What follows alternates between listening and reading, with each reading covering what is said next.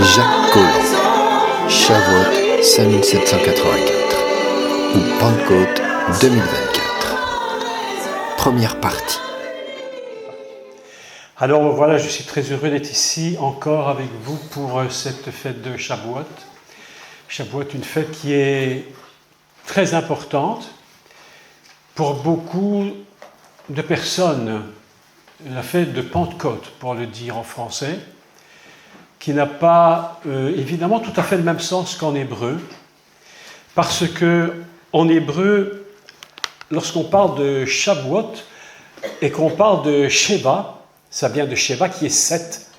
En hébreu, le mot Sheva ne signifie pas seulement 7, il signifie aussi rassasié. Ce qui veut dire que quand les pères d'Israël, on disait d'Abraham qu'il était rassasié de jours, en fait on disait qu'il était 7. C'est-à-dire qu'il rentrait dans un système, si vous voulez, où même après sa mort physique, il était dans un rassasiement total. Donc 7 signifie aussi rassasié. Moi, c'est extraordinaire. Et c'est ce que j'aime dans la langue hébraïque, qui est quand même assez génial, il faut le dire.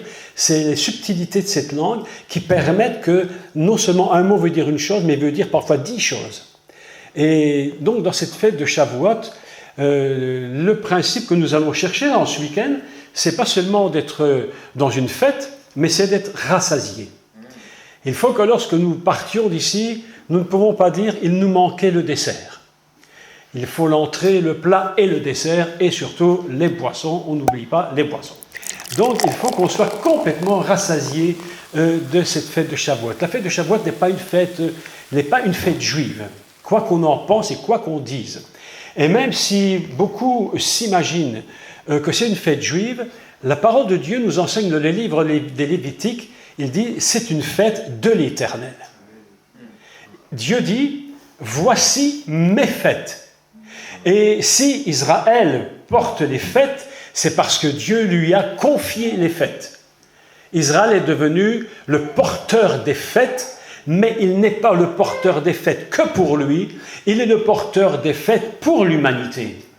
Et le travail du peuple juif en tant que peuple élu, ce n'est pas d'être élu pour lui, c'est d'être élu pour le monde.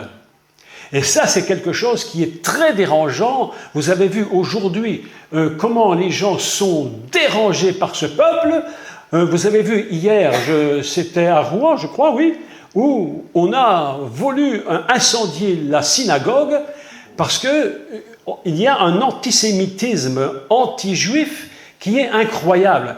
Et vous savez, ce n'est pas seulement quelque chose qui est humain. Je dirais même que la partie humaine de l'antisémitisme anti-juif, c'est pas quelque chose qui est la part la plus importante. Ce que l'on voit de l'antisémitisme dans les temps dans lesquels nous sommes, et d'ailleurs qui ont toujours été, c'est la partie visible d'un iceberg immense, dont les profondeurs de la haine du juif et d'Israël, c'est satanique. C'est le diable. Et ce qu'on voit ici-bas, alors vous allez me dire, mais ce que tu dis est absolument incroyable parce que là tu dépasses les limites. Mais quand on voit la Shoah et les millions de Juifs, même si je vous dis quelque chose qui peut choquer et qui pourtant est vrai, ce n'est que la pointe visible de l'iceberg. Il y a quelque chose là-haut de bien plus dramatique et bien plus grand. Il y a un combat qui est l'antisémitisme profond de Satan lui-même, qui ne peut pas supporter Israël parce que Dieu lui a confié les oracles. Dieu lui a confié les fêtes. Il lui a dit, Israël, je t'ai choisi pour faire sortir de toi un peuple duquel va sortir le sauveur de l'humanité, et en plus tu portes en toi toutes les fêtes de l'Éternel. Mais mes amis, c'est quelque chose d'incroyable. Shavuot, est-ce que vous savez que Shavuot se lève tous les jours sur la terre? C'est pas une fois par an. Même si tous les ans on fait un cycle, il y a un cycle journalier qui amène tous les jours Shavuot sur la terre, qui amène tous les jours Pessah sur la terre, qui amène tous les jours la fête des chauffards sur la terre. Toutes les 7 fêtes de l'Éternel, elles sont au chiffre de 7. Pourquoi elles sont 7? Parce que le monde est créé sur 7 jours. C'est pourquoi chaque jour contient les fêtes de l'Éternel. Tu comprends? C'est pourquoi lorsque tu te lèves et que tu vois le soleil se lever et que tu vois la lune se coucher, est-ce que tu sais que le soleil est porteur des fêtes de l'Éternel? Et pourquoi le soleil est-il porteur des fêtes? Parce qu'il est écrit dans la Torah chapitre 1, les Moadim, il a donné les fêtes, il a donné le soleil comme fête de l'Éternel.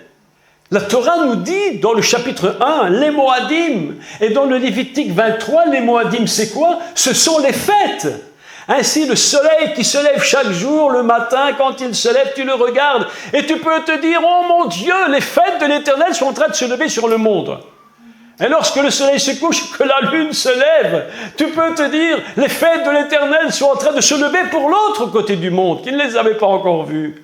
Mais chaque jour, toutes les fêtes de l'Éternel sont présentes sur cette terre. Et nous en sommes conscients par le peuple d'Israël qui a reçu ce don absolument inimaginable. Ça ne veut pas dire qu'Israël est le peuple parfait dans le sens où on peut dire qu'il n'a pas de défaut, mais il est élu non pas parce qu'il est le meilleur, mais il est élu parce qu'il y a un but pour Israël. Et le but d'Israël, c'est de révéler qui est l'Éternel des armées, qui est le Messie. Et il est porteur des fêtes, parce que chaque fête qu'il porte en lui, c'est le Messie lui-même. Oh! Ne m'abandonnez pas, je vous en supplie, restez avec moi, hein. Écoutez-moi bien. Hein. De temps en temps, faites-moi un petit coucou, parce que j'ai l'impression d'être tout seul, là. Oh, alléluia, mon Dieu! La terre sur laquelle nous sommes a été conçue par Elohim, le Créateur. Et cette terre et cet univers portent en lui toutes les fêtes. Et les fêtes sont portées, il a mis le grand astre, Meorot, on appelle ça Meorot Agadol, le grand astre, Meorot, on appelle ça Akatan, le petit astre. Il l'a mis non pas ici sur terre, il l'a mis dans le ciel pour nous dire tout est en haut, tout est en haut. C'est pourquoi nous n'avons aucun moyen de nous connecter avec Dieu, si ce n'est qu'en bas, nous devons faire une fusion entre le ciel et la terre. Une fusion entre le ciel et la terre. Il faut toujours que le ciel soit connecté avec la terre. Et nous faisons le choix de connecter. Est-ce que nous avons fait le choix de connecter? Oui, autrement nous ne serions pas ici. C'est la raison pour laquelle Dieu, le créateur de l'univers, lorsqu'il crée son monde et son univers, il commence, vous savez, par faire une chose très bizarre. Il commence par séparer. Vous avez remarqué qu'il a dit Dieu sépara. Dieu sépara. Et le premier mot de la Bible, Bereshit, alors c'est un mot incroyable, Bereshit, bara, au commencement Dieu créa. Si je lis en hébreu Bereshit baré, alors ce n'est plus Dieu créa, mais vous savez ce que c'est? C'est Dieu coupa. Dieu sépara. Et pourquoi est-ce que Dieu sépare? Pour que nous ayons le choix de le choisir. Parce que je ne peux pas aimer par la force. Je ne peux aimer que par choix. Lorsque j'ai épousé Mika, qu'elle m'a épousé, nous nous sommes aimés par choix. Pas par la force. Personne ne nous a dit, vous êtes obligés de vous aimer. Parce que si on nous avait obligés de nous aimer, on ne se serait probablement pas aimés. Mais à cause du choix que nous avons fait de nous aimer, et pourquoi nous avons fait ce choix de s'aimer? Parce qu'il y avait une séparation. Lorsque Dieu crée l'homme, Adam, il le crée et il le sépare. Il le sépare. Et il fait le mâle, il fait femelle, et ils se rencontrent. Et Dieu les fait se rencontrer, et ils ont le choix l'un de l'autre. Mais si nous n'avons pas de choix, comment pouvons-nous aimer? S'il y a des gens qui veulent qu'on les aime par la force. Si vous allez en Corée du Nord, par exemple, vous allez constater que le fameux président de Corée du Nord, monsieur je ne sais comment, un nom bizarre, là, que je ne retiens pas, enfin bref, il a l'image type de Nebuchadnezzar. C'est le gars qui te bâtit une statue qui te mesure 20-30 mètres de haut et qui exige qu'on se prosterne devant lui et qu'on l'aime. Et on se rend bien compte que cet amour-là n'existe pas. Donc, tout ça pour vous dire que Dieu fait lever dans le ciel tous les jours le soleil. On dit le soleil se couche, mais il ne se couche que sur une partie du monde. Parce que sur l'autre partie qui est dans l'ombre, la partie dans l'ombre attend que le soleil se relève. Et la partie qui est dans la lumière attend avec impatience que le soleil se couche pour que la lune apparaisse. Et ainsi donc Dieu l'a fait, de telle façon que nous soyons toujours en train d'attendre après lui. Il faut que je m'attende toujours au Seigneur. Je ne peux pas dire, oh non, Seigneur, il faut que le jour se lève. D'ailleurs, la Bible nous dit qu'on aspire au lever du jour. Pourquoi nous aspirons au lever du jour? Parce que le soleil va se lever. Et lorsque je vois le soleil dans le ciel, quel bonheur! Il est écrit dans la Torah, les Moadim, pour les fêtes, pour orner, pour garnir le ciel. Ainsi, lorsque tu lis Lévitique 23, voici les fêtes de l'Éternel. Comment est-ce que l'on dit les fêtes? Les Moadim. Ce qui veut dire que les fêtes sont toujours en train de se lever pour nous. Et dans ces fêtes-là, il y en a donc 7, et ce n'est pas par hasard. Pourquoi est-ce qu'il y a cette fête? Parce qu'il y a 7 jours à la création, et qu'il faut que tous les jours de la création soient dans les fêtes. Il y a des gens qui aiment la fête. Il y a des gens qui aiment toujours être dans la fête. Ils passent les nuits dans la fête. Ils font toujours la fête. Ils aiment énormément la fête. Et puis, en finalité, je me dis, c'est peut-être pas totalement faux. Ça dépend comment on fête la fête. Mais ce n'est pas totalement faux, mais il y a un besoin de joie. Le monde a été créé pour la joie. À chaque fois que nous sommes dans des troubles, nous nous rendons bien compte que le monde a perdu son objectif. Le monde, Dieu, le Créateur, a fait un monde incroyable, un monde magnifique, un monde extraordinaire, un monde splendide. Pourquoi? Parce que le but de Dieu, c'est que nous vivions dans la joie. Et nous ne pouvons pas vivre dans le stress et la peur constante. C'est pourquoi, mes amis, écoutez bien ceci, c'est très incroyable. Comment, si je vous pose la question, combien est-ce qu'il y a de fêtes de l'Éternel? Combien il y en a? 7. En fait, il y en a 8. Il y en a une 8e. Mais la 8e, elle est tellement spéciale qu'elle va inonder toutes les autres fêtes. Et ainsi, nous en avons 7 qui sont inondées par une fête. Et quelle est cette fête incroyable qui inonde les autres fêtes? C'est le Shabbat. Et le Shabbat, pourquoi Dieu a donné le Shabbat? Je n'ai pas parlé du Shabbat terrestre, je parle du Shabbat céleste. Pourquoi il a donné le Shabbat en premier? C'est pour que les fêtes soient inondées de sa présence. Inondées de lui. Et le Shabbat, c'est tu ne feras pas d'œuvre qui te rende esclave. Parce que Dieu ne veut pas que nous soyons des esclaves des œuvres. Il veut que nous soyons libres. Il veut que nous soyons dans la joie. Chaque fête de l'Éternel est une fête de joie. Une fête de joie, chaque fois. Pessah, c'est une fête de la joie.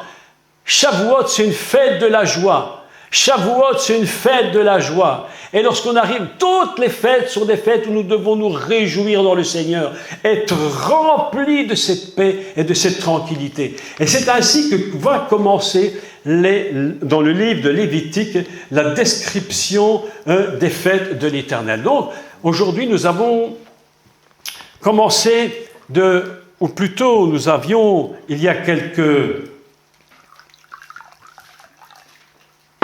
cette semaine, écoutez ça,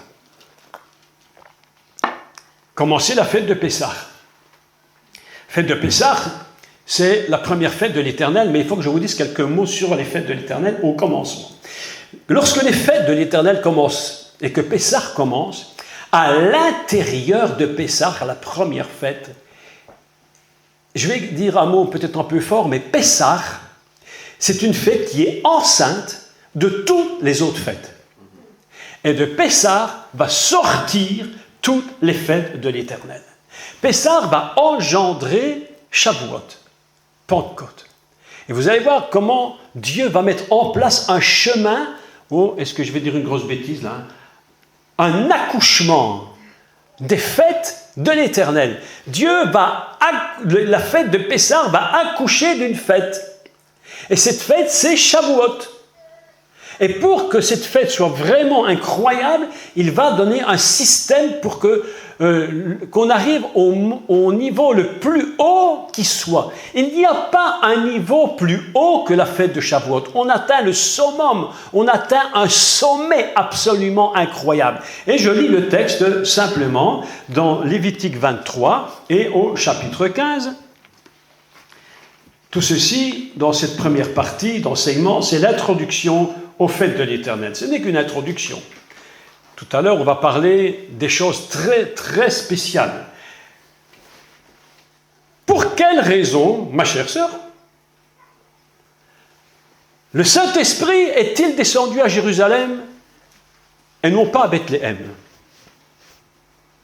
Pourquoi fallait-il que ce soit à Jérusalem et nulle part ailleurs que le Saint-Esprit descende pour la première fois? Voilà une question à laquelle il faut répondre. Les gens me diront, les chrétiens traditionnels diront, parce que c'est comme ça, c'est écrit.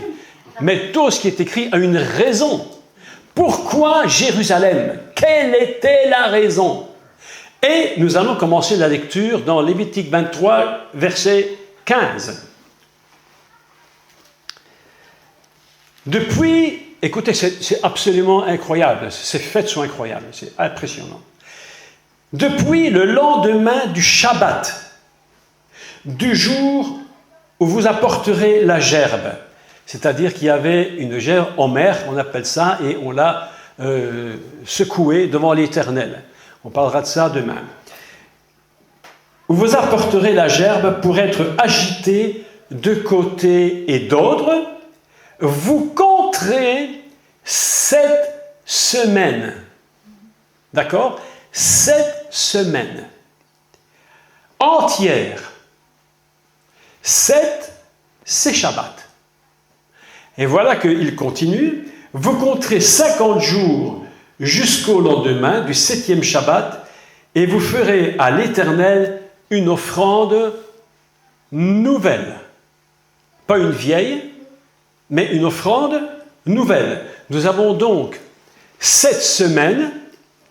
C'est ce que je pourrais appeler le grand Shabbat, le Shabbat de la semaine, le Shabbat des semaines. D'ailleurs, Pentecôte s'appelle la fête des semaines. Et chaque semaine elle-même contient 7 jours. On est d'accord?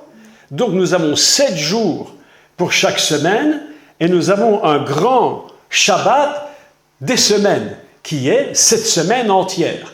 Donc 7 semaines multipliées par 7 jours nous donne 49. Il y a donc un chemin qui part de la sortie de Pessah et qui va vers Shavuot et qui compte 49 jours. Et si vous regardez et vous faites une recherche, vous allez vous rendre compte qu'en réalité, quand le peuple d'Israël a quitté l'Égypte et qu'il est rentré dans la terre de la promesse, il y avait 42 étapes. Il a fait 42 étapes pendant 40 ans. Et que, lorsqu'il est rentré, il a pris Jéricho, qui faisait 7 fois 7 jours, et le dernier jour 7. On est dans des codes équivalents. Et lorsque tu prends 42 étapes plus Jéricho, ça fait 49. Ça fait 49. Et ainsi, nous trouvons qu'il y a des niveaux qu'il faut gagner. Pour atteindre certains niveaux, il faut passer des étapes. Parfois, nous nous posons des questions et nous nous disons, mais notre vie, nous aurions voulu qu'elle soit comme ça, et puis ce n'est pas du tout comme on voulait qu'elle soit. Hein, c'est vrai, mais nous sommes confrontés à des choses compliquées parfois dans nos vies. Et on se dit, mais Seigneur, je m'attendais à ça et c'est autre chose qui m'arrive. Et c'est comme ça pour tout le monde. Et dans le chemin qui va de Pessah à Shavuot, il y a exactement 49 niveaux, 49 étapes. Et pendant ces 49 étapes, ces étapes sont fondées sur un principe qui est de 7. C'est-à-dire, c'est un code de la Torah. C'est un code 7, le code de la création. Dieu est en train de sortir son peuple d'Israël d'Égypte et il va lui donner, il va le construire et le bâtir. Et pour bâtir son peuple, il va devoir la mener dans un niveau d'extrême élévation jusqu'au mont Sinaï où Moshe va recevoir les 10 paroles. il va recevoir 10 paroles. Et ces 10 paroles qu'il va recevoir, c'est quelque chose d'absolument incroyable. Parce que ces 10 paroles ont une puissance inimaginable. Ces 10 paroles, vous vous rendez compte que ce Moïse est un homme exceptionnel. Il va passer 40 jours là-haut pour recevoir 10 paroles. Jeûner 40 jours, sans manger, sans boire, pour avoir 10 paroles, il faut du courage. Et en plus de ça, Moïse ne savait même pas ce qu'il allait recevoir. Il est monté sur une montagne sans même savoir ce qui allait lui arriver là-haut. Et Moïse, écoutez, c'est codé. Est-ce que vous croyez avec moi que toute la Torah est codée? La Bible nous enseigne que Moshe monte sur la montagne et il attend combien de jours avant de rentrer dans la nuée? 7 jours. Il est dans un cycle de construction, de création. Et Moïse va monter, il va attendre 7 jours. Et après être monté sur la montagne pendant 7 jours, une voix se fait entendre, il dit « Moïse, Moïse !» Et Moïse dit « Oui !» Et Dieu lui dit « Rentre dans la nuée !» Et Moïse rentre dans la nuée. Et il va rester 40 jours là-haut pour recevoir 10 paroles, mes amis. 10 ! Vous imaginez? Parfois, je me dis, mais Seigneur, si tu me disais de dire 10 mots, mais je ne serais même pas venu ici. Jacques Collin va venir pour vous dire 10 mots. Ben, personne ne vient. Vous restez tous chez vous pour entendre 10 mots. Mais voilà que Moïse, lui, monte sur la montagne pour 10 paroles. Mais ces 10 paroles, ce n'est pas n'importe quoi. C'est pas n'importe quoi. Écoutez, je vais vous expliquer la puissance de Shavuot. Incroyable. Incroyable. Les 10 paroles, écoutez comment on le dit en hébreu pour qu'on comprenne bien ce qui se passe là-haut. En hébreu, les 10 paroles se disent Aseret Adevarim. Aseret 10. Adevarim, parole. C'est-à-dire que Aseret Adevarim, c'est quoi? Ce sont les 10 paroles au masculin. Adevarim, c'est les paroles au masculin. Mais voilà que les 10 paroles, on peut les dire aussi au féminin. On peut dire Aseret Adibrot. Et là, les 10 paroles deviennent féminines. Comment est-ce possible? C'est incroyable. C'est la raison, une des raisons pour laquelle, lorsque Moïse monte sur la montagne, écoutez ceci, mais écoutez-moi, parce que ici je fais de l'enseignement, ce n'est pas une prédication, c'est enseignement pur hébraïque. Écoute-moi ça, écoute cette histoire. Lorsque Moïse monte sur la montagne, il monte au masculin. Et lorsqu'il en redescend, il en redescend au féminin. Comment est-ce possible? Mais c'est normal. Il dit, je vais monter vers la chose qui est puissante. C'est ce qu'on appelle en hébreu la gvoura, la force, la puissance, c'est masculin. Mais le peuple d'Israël lui dit, mais Moïse, lorsque tu descendras, s'il te plaît, descends au féminin comme une mère. Parce que si tu reviens comme un père, on ne va pas supporter. Viens comme une maman. Et pas comme un papa, parce que si tu viens comme un papa, les 10 paroles vont être terribles, on ne pourra pas les supporter. Viens comme une mère. Ainsi, nous avons une idée incroyable qui se produit concernant Shavuot, et vous allez comprendre pourquoi. Parce que les 10 paroles qui sont données en haut sont des paroles à la fois masculin-féminin, et c'est les mêmes paroles qui sont données à Moïse. Et il y a un texte dans le psaume 8, que j'ai enseigné dernièrement sur ceux qui ont écouté l'enseignement sur le psaume 8, absolument inimaginable. C'est lorsqu'il dit que Dieu fonde sa gloire, écoutez ça, sur les enfants et sur les nourrissons. Ah, comment toi, Dieu, explique-moi comment tu fais. Tu fondes ta gloire sur les enfants et sur les nourrissons. Mais qu'est-ce que ça veut dire, ça? Et tu fais ça pourquoi? Pour confondre tes ennemis. Mais moi, j'ai posé la question pendant mon cours. Je dis, mais est-ce que vous pouvez comprendre une telle parole? Mais en fait, qu'est-ce qui se passe là? Qu'est-ce qui se passe? En fait, ce qui se passe, c'est que l'enfant, il est le fruit du masculin et du féminin. Et que dans le ciel, la puissance de gloire et la puissance qui bâtit le monde et l'univers, il est fondé sur l'union du masculin et du féminin. Et c'est pourquoi aujourd'hui, vous avez constaté combien le monde essaie de détruire le masculin et le féminin. Pourquoi vous croyez aujourd'hui qu'on ne veut plus que les hommes soient des hommes et les femmes des femmes, et les enfants peuvent se faire opérer, si c'est des garçons ils deviennent des filles, si c'est des filles ils deviennent des garçons, et tout est mélangé. Pourquoi? Parce que le diable sait très bien que la gloire est fondée sur l'union entre masculin et féminin. Parce que ce n'est pas une question de masculin-féminin de l'homme, c'est une question de féminin-masculin au niveau du céleste. Du divin, c'est là-haut que ça se passe. Et lorsque le masculin et le féminin s'unissent ensemble, se produit une naissance. Et c'est pourquoi lorsque Moïse monte en haut et qu'il reçoit les paroles au masculin et au féminin, les deux vont produire quelque chose. Et qu'est-ce qu'ils vont produire? Ils vont produire la naissance du peuple d'Israël. Pourquoi je vous enseigne ça? Et vous allez me dire, mais qu'est-ce que tout ça a à voir avec Shavuot? On a l'impression que tout ça n'a rien à voir. Je suis en train de vous parler de tout sauf de ça. Mais en réalité, je ne vous parle que de ça. Je ne vous parle que de Shavuot. Mais les chrétiens, dans leur habitude et dans leur tradition, qu'est-ce que c'est que la fête de Pentecôte? C'est tout simplement le Saint-Esprit qui descend, ce qui n'est pas faux. Et puis se met tous à parler en langue, et puis tout le monde est content. Et puis si tu ne parles pas en langue, surtout essaie de parler en langue, parce que autrement tu ne seras pas baptisé. Je suis un peu sec dans ce que je dis, mais je ne veux pas tourner autour du pot. Je veux aller droit au but. Et je vais vous montrer que la vérité de Pentecôte se trouve... Écoutez-moi mes amis, écoutez-moi, ça c'est incroyable mon frère. La vérité de Shavuot, vous ne savez pas où elle se trouve? Sur le mont Sinaï tout en haut. Tout en haut. Et pourquoi elle se trouve tout en haut? Dans un lieu très particulier. Je suis en train de te dire quoi là? Tout en haut, il se passe quelque chose là. Et Moïse, il est monté au summum. Et là, il reçoit les paroles et il a des visions du ciel. Oh maman, je me pose la question, qu'est-ce que Moïse a vécu là-haut? Qu'est-ce qu'il a vécu là-haut? On ne sait même pas. Il était dans une présence divine. Quelque chose d'inimaginable, mon frère. Il était dans une présence qu'on ne peut même pas imaginer. Ça dépasse toute l'imagination. Ce monsieur reste 40 jours là-haut, complètement environné d'une nuée de gloire, quelque chose de puissant.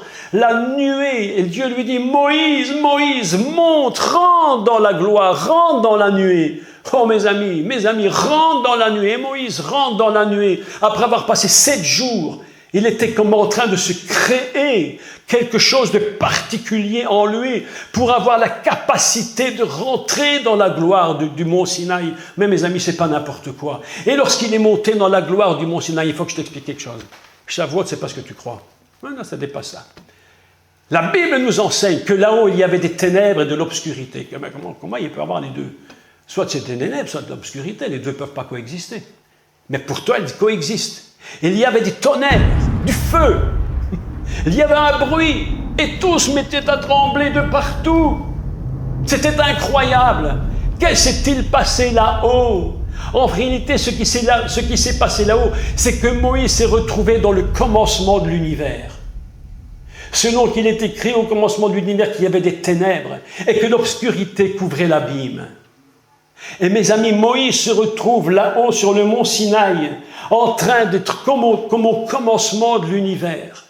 Et là, il va recevoir les paroles du commencement de tout l'univers. Shavuot, c'est pas n'importe quelle petite fête, c'est pas une petite fête de pentecôtiste ou de baptiste ou tout ce que tu veux. Shavuot, c'est autre chose, c'est bien plus grand que ça. Shavuot, c'est la rentrée dans la présence du Créateur fondamentalement. Et Moïse monte là-haut, et qu'est-ce qu'il fait là-haut? Il reçoit la vision de quoi, mon frère, ma soeur? La vision du tabernacle, qui représente quoi? Écoutez-moi, et retenez ce que je vais vous dire maintenant, parce que tout à l'heure, je vais vous dire pourquoi je vous le dis.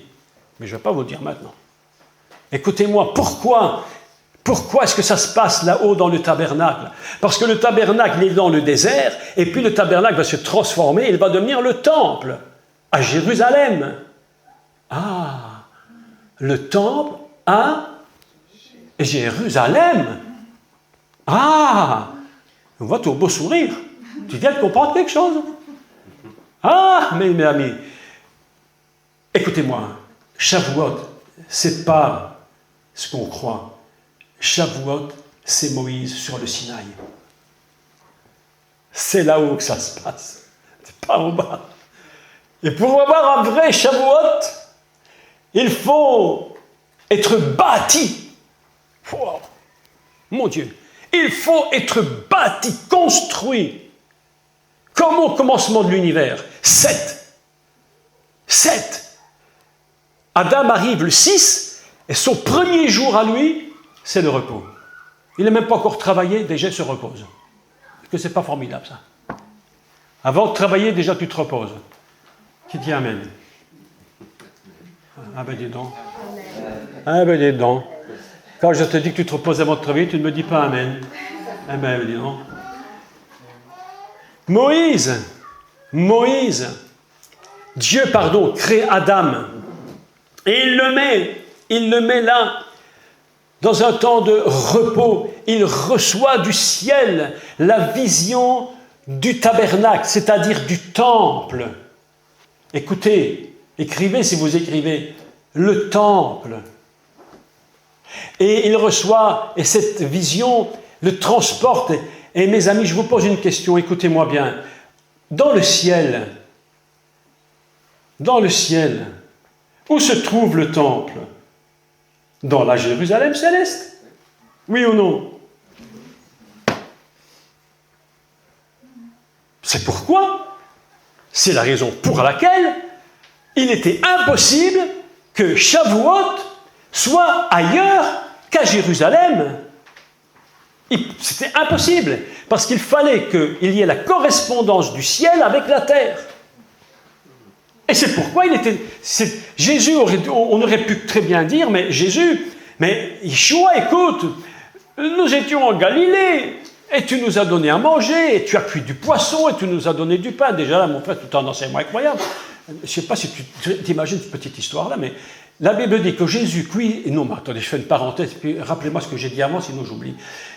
Il fait une petite parenthèse, Jésus, là. Écoutez, c'est incroyable. Il était en train de cuire du poisson, donc il faisait un barbecue. Où est Will?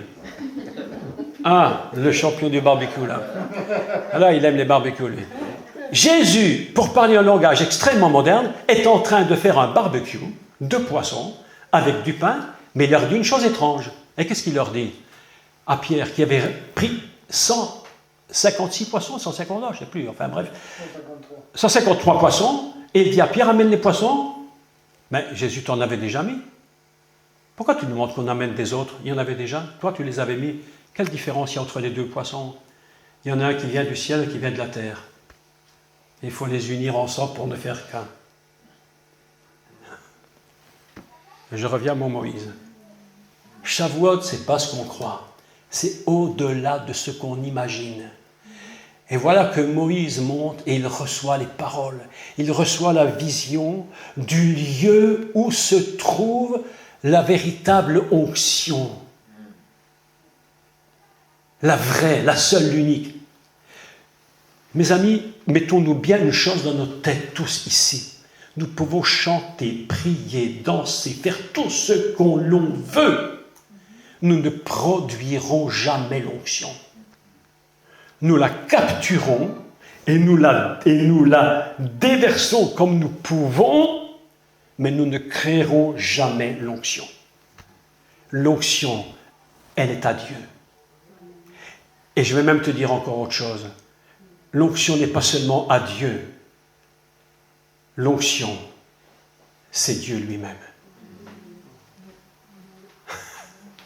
Lorsqu'à Shavuot, le Saint-Esprit descend, et qu'ils sont tous dans la chambre haute, on en parlera tout à l'heure, vous voyez, c'est absolument ce qui s'est passé au-delà de nos imaginations, c'est Dieu lui-même qui s'est donné. Et c'est pourquoi c'est très dangereux de jouer avec l'onction. On ne joue pas avec l'onction. On ne peut pas s'amuser avec. On ne peut pas faire n'importe quoi. On ne peut pas prophétiser n'importe quoi avec la soi-disant onction qu'on aurait reçue. Si tu as vraiment reçu l'onction, c'est-à-dire Dieu lui-même, ne jouons pas à l'onction. Parce que nous ne produisons rien. Et ce n'est que Dieu lui-même qui peut produire quelque chose, mais jamais nous-mêmes. Et c'est pourquoi Dieu préfère, et j'aime beaucoup ce que disaient ces serviteurs de Dieu, Dieu préfère travailler avec les morts qu'avec les vivants. Mais vous me dites, mais comment est-ce possible? Parce que tant que nous serons vivants et que nous n'aurons pas connu la mort du Messie en nous, nous continuerons de vouloir produire de l'onction et nous ne pourrons jamais produire de l'onction. Shavuot, vous avez remarqué que la Pentecôte, Shavuot à Jérusalem, ce n'est pas les disciples qui ont produit. Ils n'ont rien produit du tout. Ils n'ont reçu quelque chose auquel ils ne s'attendaient même pas. La façon dont ils l'ont reçu, ils ne pouvaient même pas s'imaginer. Mes amis, le peuple d'Israël va sortir d'Égypte et le Seigneur va leur dire une chose incroyable, extraordinaire. Il va leur dire, vous allez faire 7 semaines de marche. Écoutez, ça c'est incroyable. 7 semaines de marche. Et chaque semaine est 7 jours. Vous allez marcher 49 jours. Et lorsque vous aurez fait les 49 jours, que vous aurez atteint, c'est ce que les rabbins appellent, bon, je mets ça entre parenthèses un peu, c'est un peu rabbinique toute cette histoire, mais ce n'est pas totalement erroné. Lorsque les rabbins nous disent qu'ils vont passer les 49 portes, c'est une façon de le dire, une façon d'expliquer. Ils vont passer les 49 portes, si vous voulez. Moi, j'ai plutôt envie de dire les 49 étapes, si on peut dire. Chaque jour est une étape qui nous amène au 50e niveau. Et ce niveau 50, parce que quand Dieu dit qu'au 50e jour, c'est pas n'importe quoi. Pourquoi 50 jours? Pourquoi n'a-t-il pas donné au 49e? Est-ce qu'il n'avait pas fait tout ce qu'il fallait faire? Il avait surmultiplié le Shabbat. C'était un Shabbat de surmultiplication. C'était un double Shabbat. Un Shabbat qui faisait 7 semaines, et toutes les semaines, il y avait un Shabbat qui remplissait toute la semaine. C'est-à-dire qu'on est dans une surmultiplication incroyable du Shabbat. Personne ne nous enseigne ça. C'est ça, Shavuot. C'est ça qui est extraordinaire. Et ce Shavuot est tellement incroyable que ces 7 semaines de 49 jours représentent quelque chose d'incroyable, que tout le monde pratique et que personne ne sait. Mais je vais vous le dire pour que vous le sachiez. Parce que lorsque j'ai réfléchi à ça l'autre jour, j'étais en train de méditer, de chercher, et puis je me dis, mais c'est ça l'histoire. Je dis, mon Dieu, mais c'est incroyable, mais tout le monde pratique ce chemin de Shavuot et personne ne le sait. Aujourd'hui, mon frère, tu es d'accord qu'on est dans un monde qui ne veut plus d'Israël? On veut massacrer Israël dans tous les coins. En France, on voit des slogans, tuer du juif, c'est normal, et voilà ce qu'on marque sur les murs. Et on ne va même pas arrêter les gens qui le disent. Mais je me dis, mais qu'est-ce que c'est que cette histoire? Le monde ne veut pas d'Israël, mais il ne peut pas s'en passer. Qu'est-ce qui se passe là? D'accord. Écoutez-moi bien. Je vais vous dire quelque chose d'inimaginable. Le monde ne veut pas d'Israël, mais le monde ne sait pas s'en passer. C'est impossible. Toute notre civilisation européenne, et même encore ailleurs, même ceux qui ne sont même pas européens, indiens, tout ce que tu peux, ils ont une base qui ne peuvent pas se passer d'Israël. Déjà simplement, lorsque nos enfants sont petits, bébés, on cherche une place pour les mettre où? À la crèche. Ben, ça, c'est pas les Chinois qui l'ont inventé, hein. La crèche. C'est Jésus. Hein. Ça plaise ou non, mais ça vient de là. On les met à la crèche. C'est-à-dire là où Jésus est né. C'est une histoire de fou. Mais je te dis que c'est vrai. Mais les gens ne savent même pas que quand ils mettent leurs enfants à la crèche, ils sont en train de mettre leur enfant dans la même situation que Jésus est né à la crèche. Parce qu'ils ont pris le mot de la Bible. Oui ou non? Mais je te dis. Mais écoute plus fort que ça maintenant. Les gens, tu écoutes des artistes, ils sont fatigués, épuisés, et comme tout artiste dans le monde, qu'il soit, cinéma ou n'importe qui, qu'est-ce qu'ils disent? Ils disent, oh, quand on les interviewe, j'ai eu mes temps de désert. Ah bon? Mais ça vient d'où ça? Ça vient de la Bible. Ça vient de la Bible. Qu'on était dans le désert pendant 40 jours, 40 ans. Ils ont rien inventé. Ils n'ont fait que parler de la Bible, ils ne le savent même pas. Ils font de la prose sans en avoir l'air. Ils font de l'hébreu sans le savoir. Ils ne veulent pas d'Israël, mais ils vivent dans le désert comme le Seigneur. Ils ont des enfants, ils les mettent à la crèche, mais ils ne veulent pas d'Israël. Mais plus fort encore. Écoute celle-ci, elle est plus forte que plus forte. Ça c'est fort, mais fort, fort.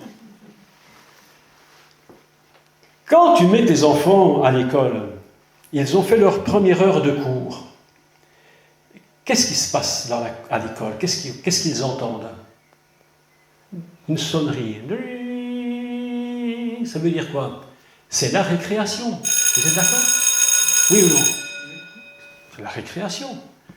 Ils ne savent même pas qu'ils sont en train de faire copier-coller de Shavuot. Parce que la récréation, en fait, c'est la recréation. On a simplement mis un « et » pour le son. Mais la réalité, c'est la recréation. Tu étais fatigué, tu te crées et tu te recrées. C'est pourquoi la récréation, en fait, c'est Shabbat. C'est le double Shabbat. C'est le chemin de la fête qui va de Pessah à Shavuot. 7 fois 7. Ils ne veulent pas d'Israël, mais ils ne peuvent pas s'en passer. C'est impossible. À chaque fois que la sonnerie sonne à l'école, ils sont en train de se recréer. Ils font de la récréation. C'est ça la vérité. Ah oui. Alors je me suis dit, mais Seigneur, pourquoi, écoutez-moi bien, qu'est-ce que c'est Shavuot? Pourquoi tu as voulu qu'il y ait 7 semaines de 7 jours pour recréer le peuple qui sortait d'Égypte? Parce que s'il n'est pas recréé, c'est-à-dire qu'il n'est pas dans la récréation, 7 fois 7, le peuple d'Israël ne sera pas au point de pouvoir recevoir la Torah. Il va falloir qu'il soit prêt pour recevoir la parole qui est en haut. Moïse va la chercher et il va la descendre. Est-ce que vous me comprenez? Ça, c'est une histoire. Hein? Introduction à la fête de Shavuot. Mes amis, la fête de Shavuot, c'est Shabbat. On ne peut pas l'éviter, c'est impossible. Et Shabbat fonctionne d'une manière très spéciale. Écoutez bien ce que je vais vous dire. J'ai souvent enseigné que le véritable Shabbat, c'est-à-dire Shavuot dans sa perfection, c'est un Shabbat qui n'est pas seulement le 7e, il est 7 parce qu'il clôture une création ou une recréation, mais il est 7 pourquoi? Shabbat, en réalité, qu'est-ce qui se passe? Il est en train de mettre en place un système où l'Adam, l'humain, va se rebâtir complètement. Il va avoir un moment où il va se rebâtir. Israël sort d'Égypte. Il est dans les ténèbres. Il va devoir sortir et il va se recréer pour pouvoir atteindre le but. Il est impossible d'atteindre ce but-là si élevé. Les 10 paroles, ce n'est pas des choses faciles. Hein? C'est un but si élevé qu'on a besoin d'être recréé pour l'avoir, pour l'obtenir. Est-ce que vous me comprenez? C'est une drôle d'introduction quand même. Si je vais enseigner ça dans un truc traditionnaliste, on va me dire, mais impose-nous les mains qu'on parle en langue. Mais on n'en est toujours pas là. On n'en est qu'à l'introduction. Comment Dieu veut amener son peuple à recevoir l'Esprit. Et voilà. Alors maintenant, je reviens à mes moutons. Pour le dire. Le chemin, c'est 49. 49 jours. Et quand tu as fait là, et 49 représente la recréation. Quelque chose d'absolument extraordinaire. Et 49, en réalité, c'est la valeur d'un mot hébreu. Tenez-vous bien, écoutez ce que ça veut dire, c'est incroyable. Le mot hébreu qui vaut la même valeur que 49, parce que c'est une valeur en hébreu, le mot a une valeur un poids de mots, disons. Et le poids, c'est 49. Et le mot qui vaut 49, c'est le mot galoui, qui signifie dévoiler. Dévoiler. Écoutez simplement ceci. Shavuot, c'est pas seulement recevoir, c'est un dévoilement du ciel. Un dévoilement de là-haut. C'est pas seulement j'ai reçu le Saint-Esprit et blablabli et blablabla et blablabli et blablabla. Non. Avant d'arriver là-haut, il y a un dévoilement du ciel qui doit se faire. Tu te tiens dans la présence de Dieu. Ils se tenaient tous ensemble dans le même lieu. Ils étaient là. Incroyable. Ils se tiennent dans le même lieu et ils attendent quoi? Que le ciel s'ouvre, qu'il y ait un dévoilement du ciel. C'est pourquoi Galoui, c'est 49, c'est la même chose. Nous avons besoin d'aller vers le Seigneur, d'avoir un dévoilement de Dieu. Vous savez ce qui manque dans l'Église? Vous savez ce qui nous manque? C'est un dévoilement du Seigneur. Shavuot, c'est un dévoilement du ciel. Et ce qui nous manque le plus, c'est d'avoir un dévoilement de Dieu. Que nous puissions avoir un regard sur le Seigneur, que nous puissions discerner le ciel, nous tourner vers lui et dire « Mon Dieu, j'ai vu ta face !» Qu'est-ce que Moïse dit? Il dit « Ô Éternel, j'étais là-haut, j'étais sur le mont, sur la montagne, après Sinaï, j'ai fait 49 jours. » Dieu appelle Moïse, Moïse, monte. Moïse rentre dans la gloire 49 jours. Il dit, j'ai vu ta face. Tu m'as dévoilé ton visage. Mes amis, Shavuot, avant d'être du parler en langue, et pas n'importe lequel parler en langue, parce que le parler en langue de Shavuot, je vais vous l'expliquer dans la deuxième partie, c'est pas du tout ce qu'on imagine, c'est pas autre chose. Moïse dit, Seigneur, j'ai fait 49 jours, j'ai atteint les 49 étapes, je suis devant toi, c'est 50. Et Dieu dit, Moïse, tu étais dans le chemin et tu es arrivé au moment où le dévoilement va se faire et Moïse rentre dans la gloire. Et il voit le Seigneur, et il est transformé, même son visage devient semblable à celui du Père. C'est Shavuot. Oh, si tu enseignes ça à l'Église que pour atteindre ce niveau, il faut faire 49 jours, je te dis, il n'y en a pas beaucoup qui vont être baptisés. Oh, je n'ai pas dit qu'il fallait tous faire 49 jours. Mais je te parle de ce que nous dit la Torah. Nous avons besoin d'un dévoilement du Seigneur. Nous avons besoin de voir son visage. Nous avons besoin de le voir. Et j'aime beaucoup l'apôtre Paul, je l'ai dit dans tous mes cours, dans toutes mes conférences. Lorsque Paul est tombé sur le chemin, lorsque la lumière est venue et que la voix s'est fait entendre, il est tombé et une voix s'est fait entendre. Paul, et Paul se tourne, il ne voit plus. Et heureusement qu'il ne voit plus, parce que le dévoilement du ciel ferme nos yeux sur le dévoilement de la terre. Si tu n'as pas tes yeux fermés sur ce monde infect et pourri, détruit, tu ne peux pas voir la gloire.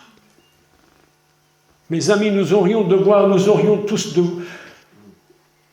tous saisir l'opportunité une fois dans notre vie, au moins de nous retirer loin de tout pour nous tourner que vers Dieu et dire, mon Dieu, je veux atteindre la véritable Pentecôte. Pas celle qui fait blablabla, n'importe. Non, tu n'as rien compris du tout, tu n'en as toujours pas compris. Je veux une Pentecôte qui provient parce que j'ai été dévoilé et j'ai vu. On n'obtient pas un but sans dévoilement, mes amis, c'est impossible. Vous savez, Abraham est parti de Ur-Chaldée, il est parti avec son neveu, Lot, vous êtes d'accord? Mais tant que Lot était là, il ne pouvait pas atteindre le but. Vous savez pourquoi? Parce que Lot en hébreu, c'est un mot qui signifie un voile. Lot signifie un voile. Et quand il s'est débarrassé de Lot, Dieu lui a dit, Moïse, maintenant tu peux continuer ta route. Parce que le but, c'est là-haut que ça se passe. C'est là-haut que ça se passe. C'est pas là. Et alors, l'autre regarde la terre, il regarde la terre magnifique. Et il dit, c'était une terre comme un jardin de l'Éternel. Comme un jardin. Il n'a pas dit que c'était l'Éternel, il a dit comme un jardin. Ça ressemble, mais c'est pas. Et l'autre a dit, mais moi, je choisis le meilleur. En bas. Abraham dit, choisis ce que tu veux en bas. Moi, j'ai été dévoilé de toi. Et maintenant, je vois là-haut ce qui s'y passe. Et c'est là où je vais. Ça, c'est la Pentecôte. Abraham est en train de vivre la Pentecôte. absolument incroyable. Abraham est en train de vivre une Pentecôte que tu n'as même pas imaginée. Et c'est tellement une Pentecôte incroyable que lorsqu'il est déchiré en deux, Dieu lui dit déchire les animaux. Il déchire les deux animaux. Et qu'est-ce qui se produit? Il ne peut plus rien faire, il est mort. Alors la Bible nous dit que le feu est passé au milieu. Il n'y a pas de Pentecôte sans déchirement de nos vies. Je vous le dis, tant que tu seras vivant et tant que tu ne seras pas dévoilé de la terre, tu ne verras jamais la face de Dieu. C'est impossible. Le monde a cette tendance à toujours vouloir nous voiler la face de Dieu, nous cacher qui est le Seigneur. Et nous n'arrivons pas à le voir. Nous n'arrivons pas à le voir. Alors il te dit, déchire-toi devant moi. Et au moment où il le déchire, le feu passe au milieu. Ça, c'est Pentecôte. Lorsqu'ils étaient dans la chambre haute, il y a eu un déchirement qui s'est produit. Vous savez, c'est pas rien de rester à 120 dans une pièce, hein, même si elle est grande. Il se passe plein de choses. Hein. Quand il y a 120 personnes, déjà 3-4, parfois ça ne s'entend pas.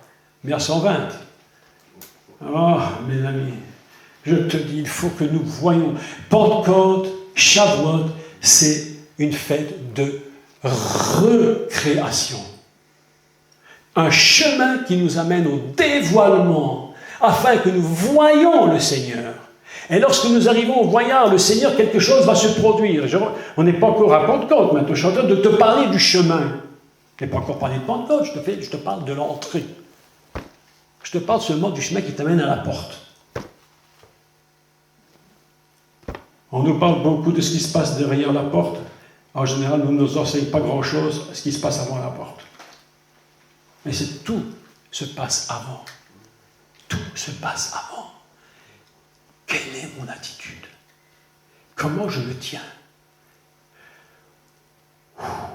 L'autre jour, mercredi, c'était mercredi passé, j'ai enseigné dans une église et je leur expliquais, je leur disais, vous savez, dans l'Épître aux Romains, l'apôtre Paul dit que lorsque nous prions, écoutez ça, écoutez ceci, lorsque nous prions, Dieu sonde nos cœurs. Vous savez que, avant de vous tenir dans la présence de Dieu, vous savez quelle serait notre première prière? Ce serait, Seigneur, sonde mon cœur, pour que tu puisses aller chercher dans le fond de mon cœur tout ce que tu as mis et que je ne connais pas. Tu te rappelles de l'enseignement? Manie, ma soeur. Dieu entend ce que nous ne disons pas. Et nous disons des choses que nous n'entendons pas, mais Dieu les entend. Mais pour qu'il les entende et qu'il les exauce, il faut lui dire, oh mon Père, sonde-moi. Sonde mon cœur. La Bible nous dit dans Romains chapitre 8 qu'il va au milieu de notre cœur. Avant de nous tenir dans la prière, on devrait se mettre devant lui à genoux et dire, Seigneur, sonde mon cœur, s'il te plaît, parce que je vais te prier. Tu sais, je vais te prier, je vais te dire quelque chose. Dieu dit, d'accord, mais est-ce que ton cœur est en bon état? Tu veux prendre ta voiture, mais tu as des fuites partout. Répare d'abord les fuites et puis fais ton itinéraire. Sinon tu ne repartiras jamais. Tu vas faire du sur place. Shavuot, mes amis, le chemin qui nous amène à cette grandeur, c'est un chemin extraordinaire. Un chemin de puissance inimaginable. C'est un chemin de Shabbat, c'est-à-dire de reconstruction. Le Shabbat n'est pas seulement faire du Shabbat pour du Shabbat. Si on n'a pas compris que Shabbat, c'est se rebâtir, ça ne sert à rien du tout. Écoutez maintenant ce que je vais vous enseigner, c'est incroyable. Et je le dis souvent dans mes cours, je le dis et le redis, c'est les choses les plus insignifiantes que nous lisons basiquement qui paraissent n'avoir aucun intérêt quand tu les lis, ça passe comme ça, c'est une anecdote comme une anecdote, et puis point barre, c'est tout, ça s'arrête là. Mais j'ai appris une chose, tu sais quoi?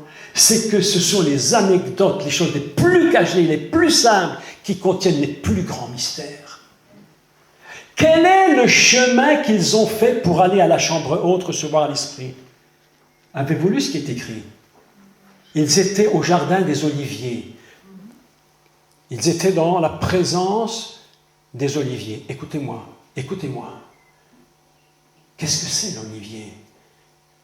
C'est ce qui donne l'huile d'onction. Hein? Jésus ne priait pas au jardin des bananiers. Ah. Non, il ne priait pas au jardin des citronniers. Il y en avait. Eh oui. Et il ne priait pas au jardin des pommiers. Eh non. Il y en avait aussi. Il parlait, il priait là où se produit surnaturellement l'olive qui produit l'onction. Mais écoutez ce que le Seigneur m'a révélé. Et ça, c'est une révélation incroyable, incroyable. La Bible nous dit qu'ils étaient au jardin des Oliviers et ils ont été à Jérusalem. D'accord?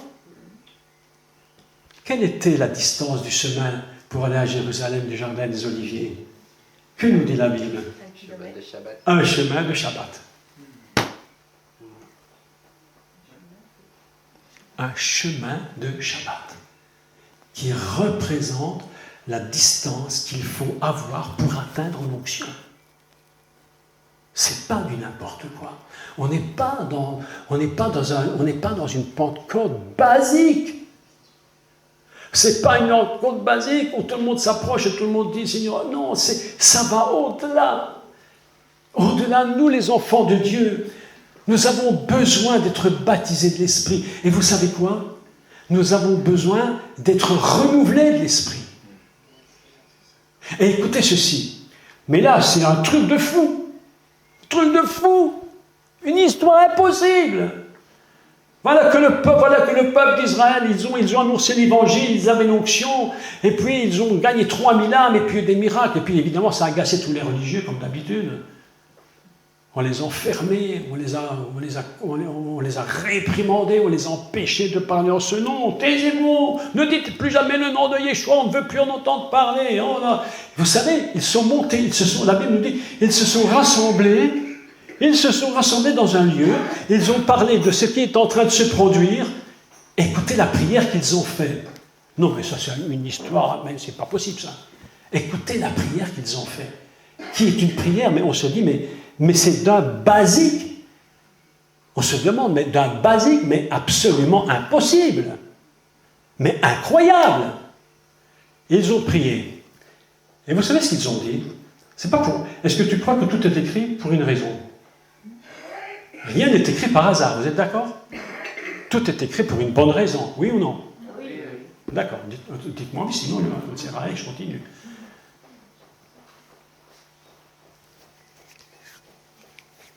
Tout est écrit pour une raison. Ils sont en train de prier. Et qu'est-ce qu'ils disent dans leur prière? Écoutez le mystère qui se cache derrière. Je vous dis la prière, elle est simple à retenir. Ils sont tous ensemble là. Et ils disent, ô Éternel, toi qui as créé les cieux, la terre, la mer et tout ce qui s'y trouve, point barre. Donne à tes serviteurs. Et la Bible nous dit, et le Dieu lui était se mit à trembler. J'ai dit Seigneur.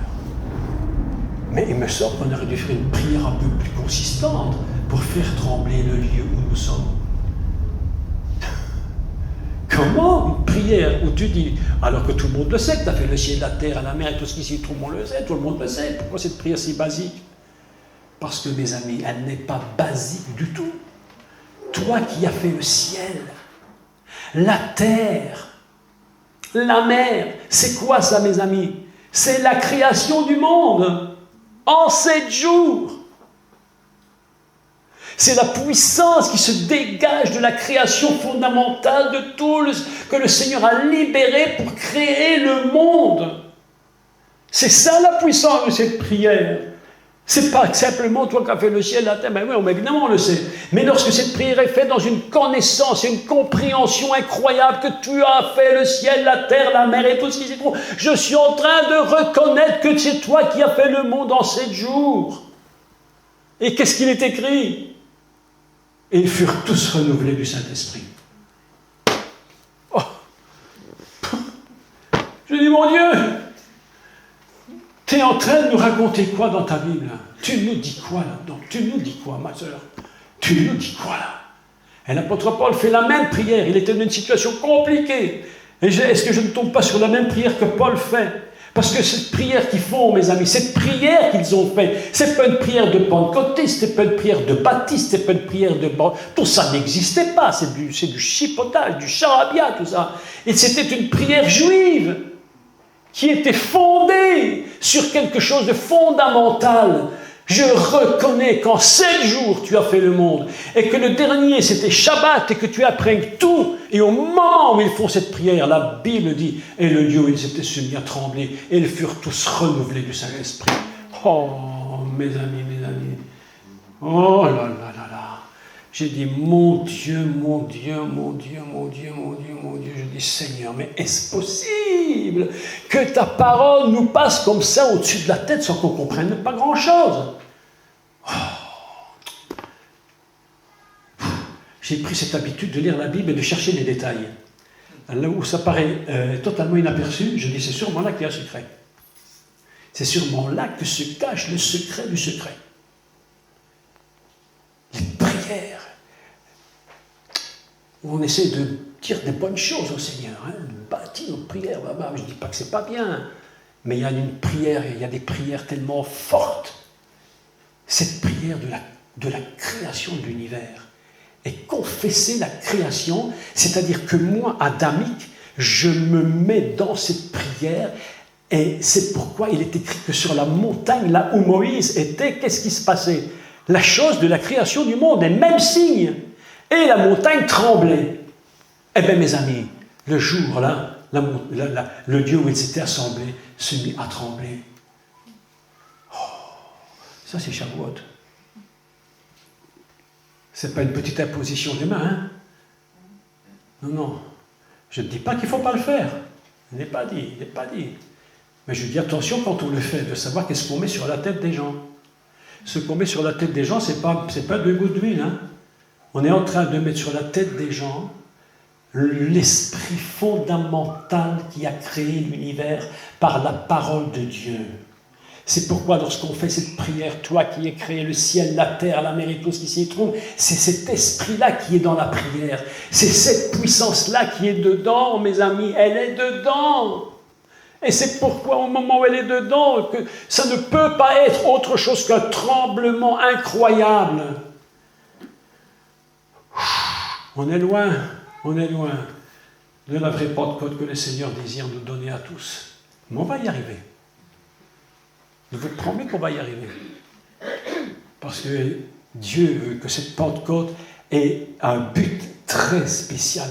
Le but de la Pentecôte, mes amis, écoutez, c'est pas de prier en langue. C'est pas le but. C'est une chose qui se produit pour un but. Mais c'est pas le but fondamental. Évidemment que lorsque nous arrivons à un certain niveau et que nous atteignons un but, c'est comme si on avait atteint une finale. Mais en réalité, dans la parole de Dieu, il y a une chose fantastique. Toute finale est un commencement. Toute finale est un commencement. Et vous savez pourquoi toute finale est un commencement? Écoutez ceci. Ça, c'est encore un truc absolument incroyable. Dieu, Elohim, crée l'univers, la terre et tout ce qui s'y trouve, nous compris. Et la Torah nous enseigne que le jour 7 était Shabbat. On est d'accord? Shabbat. Et voilà que les fêtes de l'Éternel ne se terminent pas par Shabbat, mais elles commencent par Shabbat. Ça veut dire que le commencement et la fin, c'est la même chose. Quand tu es au commencement, tu es en même temps à la fin de quelque chose. C'est pourquoi lorsque tu reçois le Saint-Esprit à la Shavuot, c'est en soi une fin, mais c'est une fin pour un commencement. Et c'est pourquoi au jour de Shavuot, ils ont commencé de gagner des âmes. Oh. C'est vrai que moi-même, je cherchais quand j'étais jeune le Saint-Esprit, de toutes mes forces, je cherchais. Je ne comprenais pas tout ce que je vous raconte, là, je ne comprenais pas tout ça, pas du tout, je ne comprenais rien. Mais je cherchais quand même, parce que je m'étais dit, il me semble qu'il faudrait quand même bien passer à autre chose. Et pendant des années, j'ai cherché, puis un jour, bon, Dieu m'a fait grâce, et puis je me suis rendu compte qu'en fait, le but que j'avais atteint n'était que le commencement d'un chemin qui était très long. Et si nous sommes honnêtes, nous devons reconnaître qu'à partir du moment où le Saint-Esprit est venu en nous, nous avons eu beaucoup de difficultés pour devenir ce que nous sommes et ce que Dieu veut que nous devenions. Mais nous ne serions jamais devenus s'il n'était pas en nous. Donc Shavuot, avant d'être pour les autres, c'est d'abord pour nous.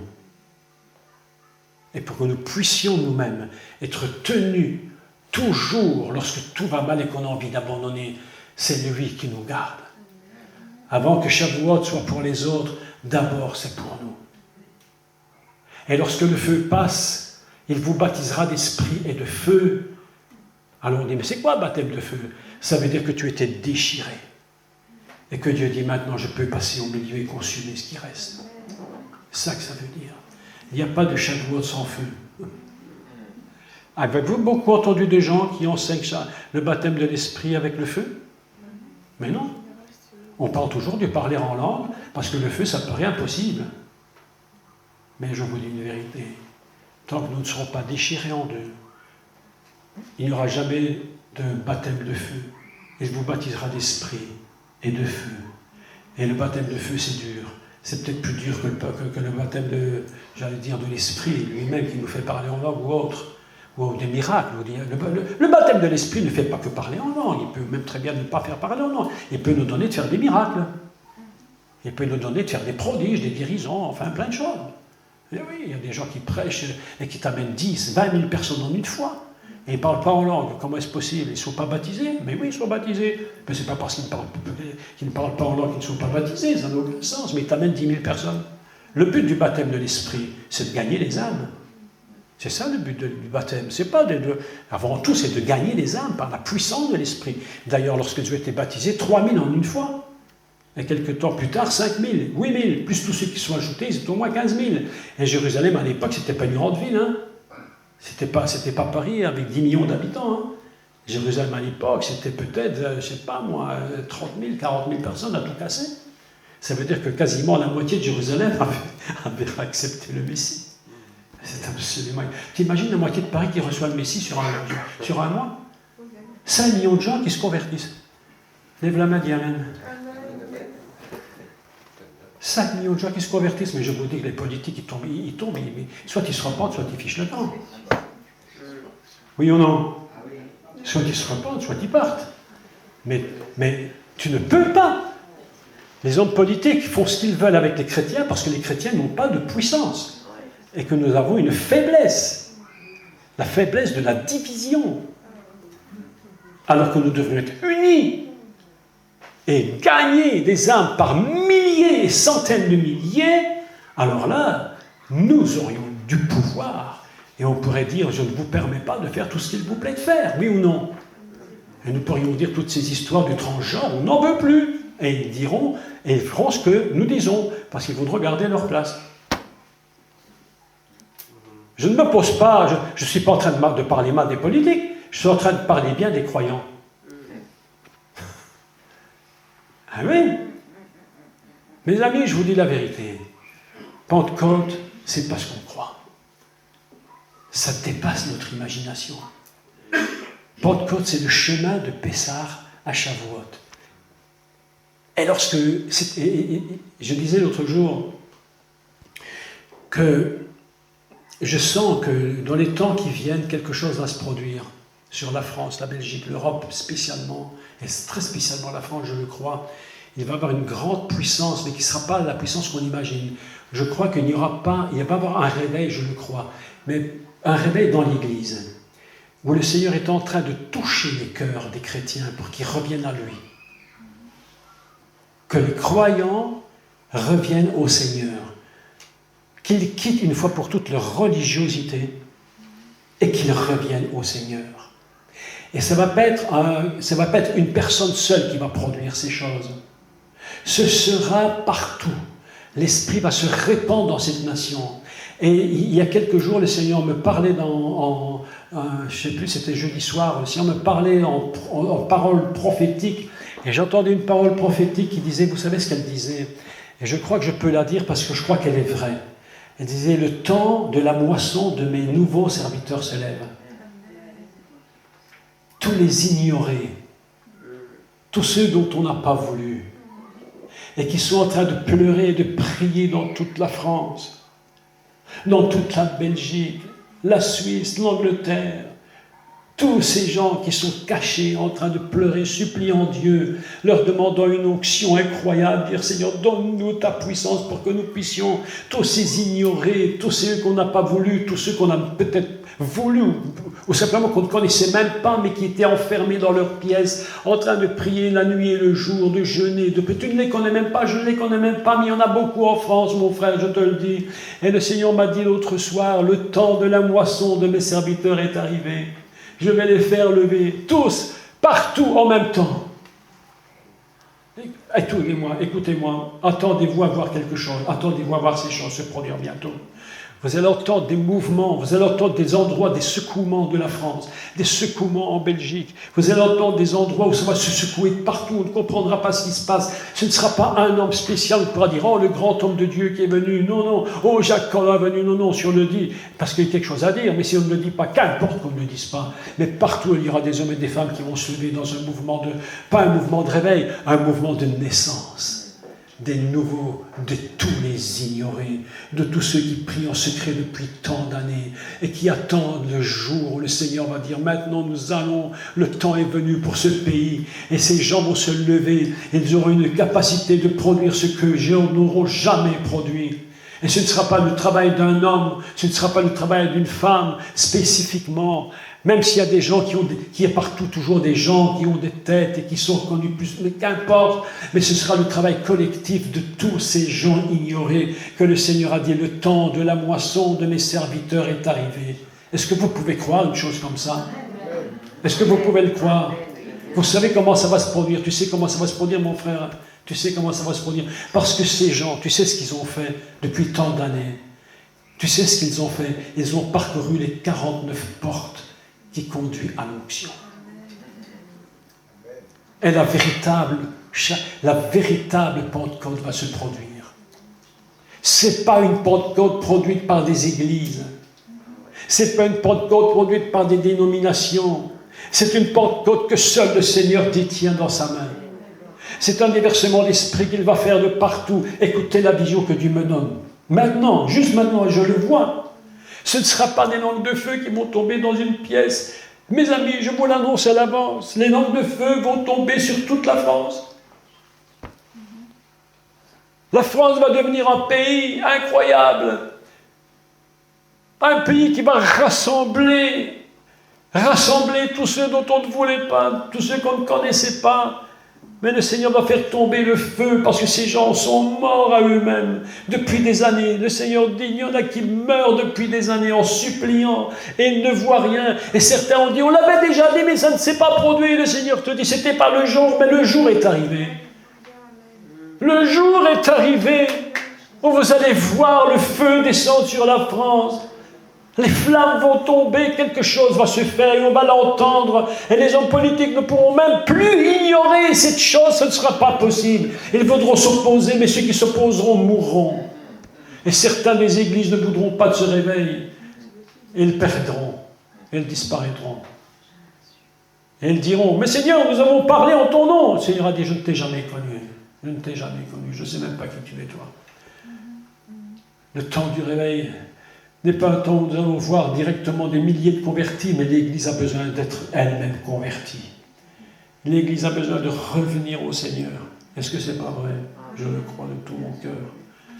Les chrétiens ont vécu un christianisme de religion. Ils ont un Jésus de nom et non pas de réalité.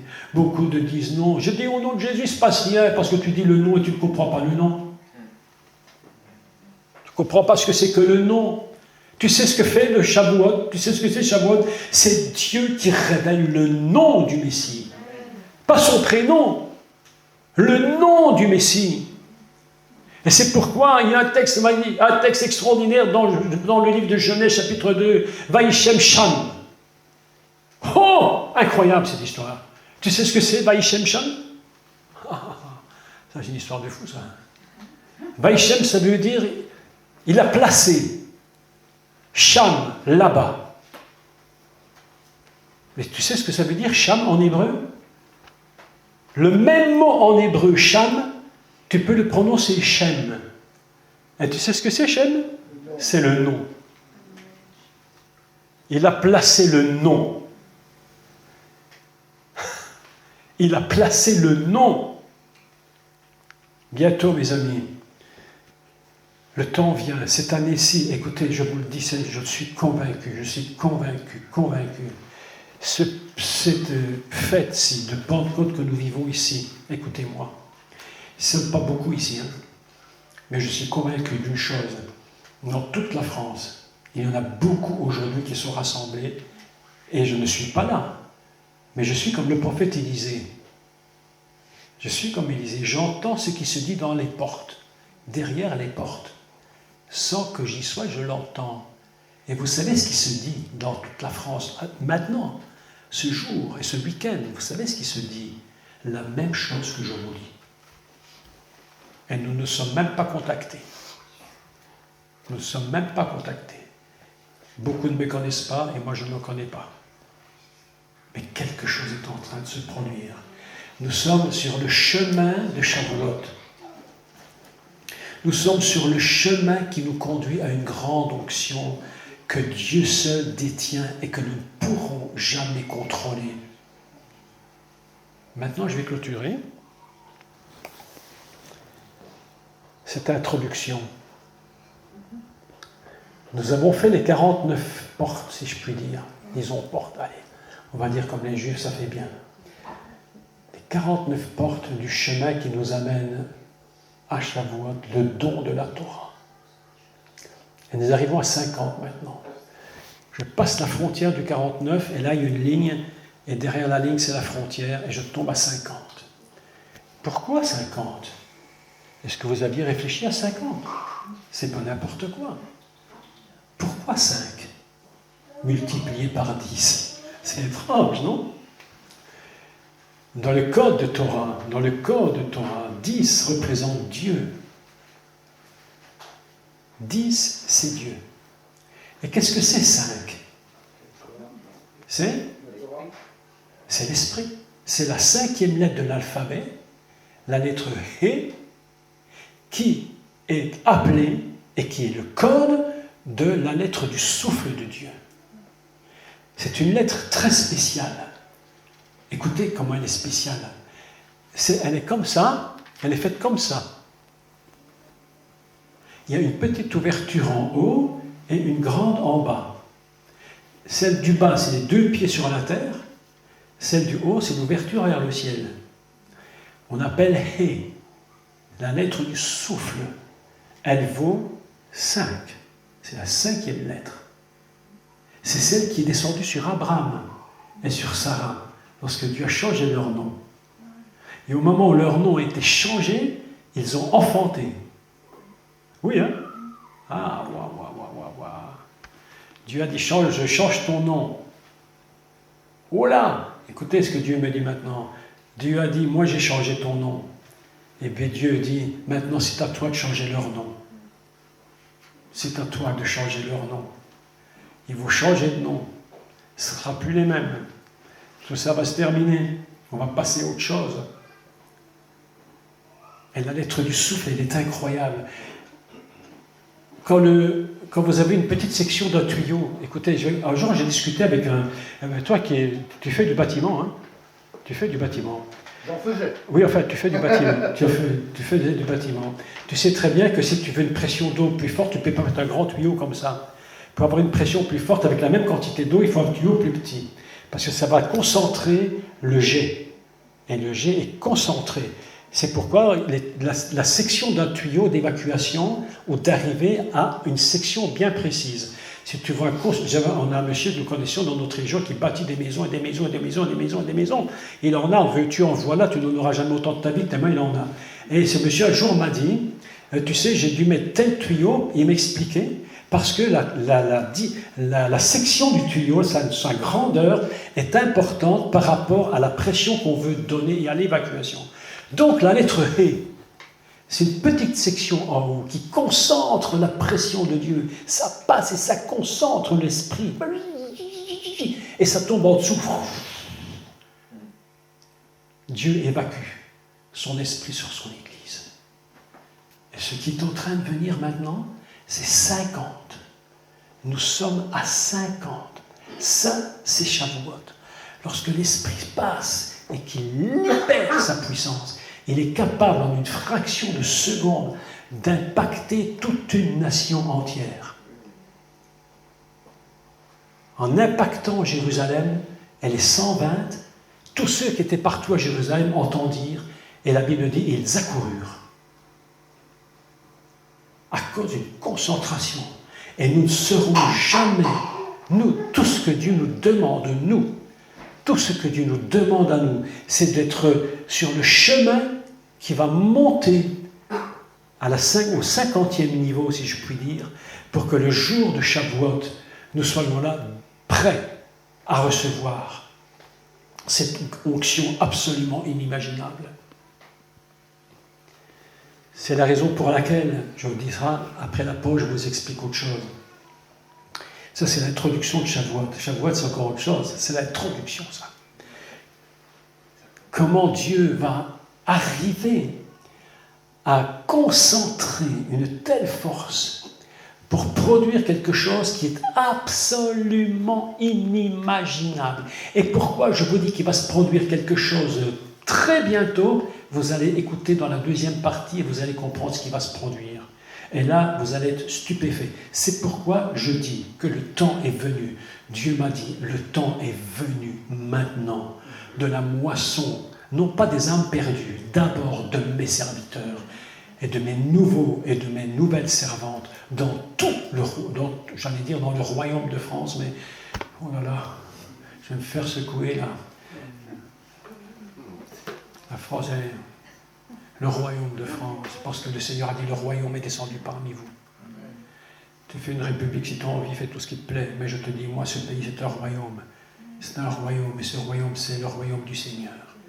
Et vous allez apprendre comment Dieu va faire. Et pourquoi le temps est venu maintenant? Parce que le Seigneur m'a dit pourquoi il le faisait maintenant et pas avant. Et vous allez voir, c'est très surprenant. Donc, nous allons faire une petite pause. Et puis nous allons écouter la suite dans la deuxième partie. Amen. Que Dieu vous bénisse.